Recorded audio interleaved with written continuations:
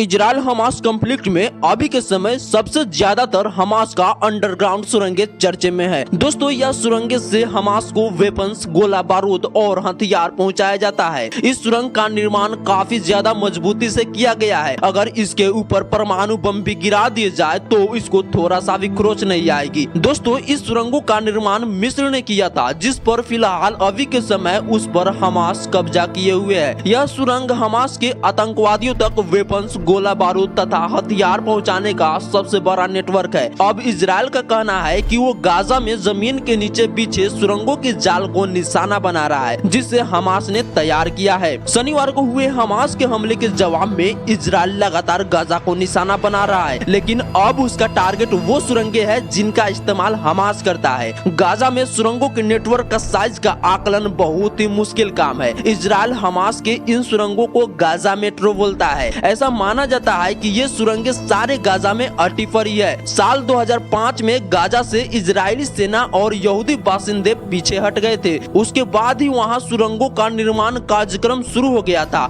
लेकिन 2 साल बाद हमास के हाथ में गाजा का नियंत्रण आ गया और फिर सुरंगों की इस जाल में बेतहाशा संयंत्र रचना चालू हो गया। हमास के सत्ता में आते ही इजराइल और मिस्र ने अपनी बॉर्डर क्रॉसिंग पर सामान और लोगों की आवाजाही को सीमित कर दिया था। इसी के कारण ही हमास ने इन सुरंगों पर ध्यान देना शुरू कर दिया। एक जमाने में मिस्र और गाजा की सरहद के लगभग 2500 सुरंगें थी। इन सुरंगों की रास्ते मिस्र से सामान, ईंधन और हथियार हमास और नेशनलपंथी संगठनों के पास पहुंचते थे। लेकिन साल 2010 में इजराइल ने मिस्र की क्रॉसिंग पर लगी पाबंदियां कम की तो ये तस्करी भी कम होने लगी। इजराइल ने क्रॉसिंग के रास्ते आयात में ढील दी। इसके बाद मिस्र ने सरहद के नीचे बिछी इन सुरंगों को तबाह कर दिया। बाद में हमास और अन्य संगठनों ने गाजा के भीतर सुरंगें खोदी ताकि इजरायली सेना पर हमले किए जा सके। अंडरग्राउंड युद्धों की एक्सपर्ट डाफने रिचमंड ब्राक इजराइल की राइकमन यूनिवर्सिटी में पढ़ाती है। वो कहती है क्रॉस बॉर्डर सुरंगें काफी बेसिक सी होती है, उनमें कोई कीलेबंदी नहीं होती।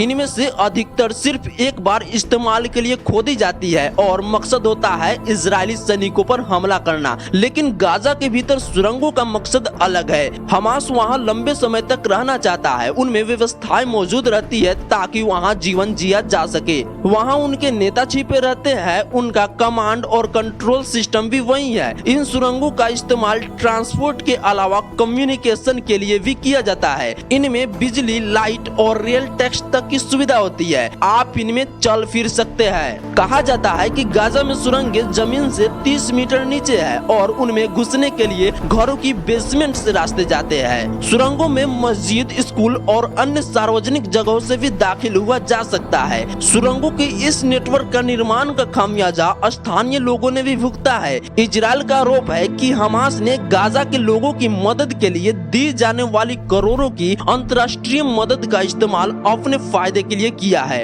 ये संभव है कि शनिवार को हुए हमास के हमले में इन्हीं में से कुछ सुरंगों का इस्तेमाल किया गया होगा। सुरंगों को तबाह करने के क्रम में आम लोगों की जानें भी जाएंगी। इनमें इजरायली सैनिक भी शामिल हो सकते हैं। शनिवार को शुरू हुए इजरायली सेना की हवाई हमले में अब तक 2000 फलस्तीनी मारे जा चुके हैं। साल 2021 में हुए संघर्ष के दौरान गाजा शहर में 3 रिहायशी इमारतें इजरायली हमले में गिरी थी और वहां करीब 42 लोगों की जान गई थी। तब इजरायली सेना ने कहा था कि उनके निशाने पर अंडरग्राउंड सुरंगें थी। सुरंगों की नेटवर्क की वजह से इजरायली सेना की तकनीक और खुफिया तंत्र की मजबूती भी कम हो जाएगी। शहरी युद्ध एक अलग ही चुनौती होता है। इजरायली वायुसेना सुरंगों की शिनाख्त हो जाने की स्थिति में उन पर बमबारी कर सकती है। बंकर को उड़ाने वाले ये बम जमीन में काफी गहराई तक चले जाते हैं। हालांकि इससे कुछ निर्दोष लोग भी मारे जा सकते हैं। वीडियो इन्फॉर्मेटिव लगा हो तो एक लाइक जरूर करना और साथ ही चैनल को भी सब्सक्राइब करना। वीडियो को अंत तक देखने के लिए आपका बहुत बहुत शुक्रिया।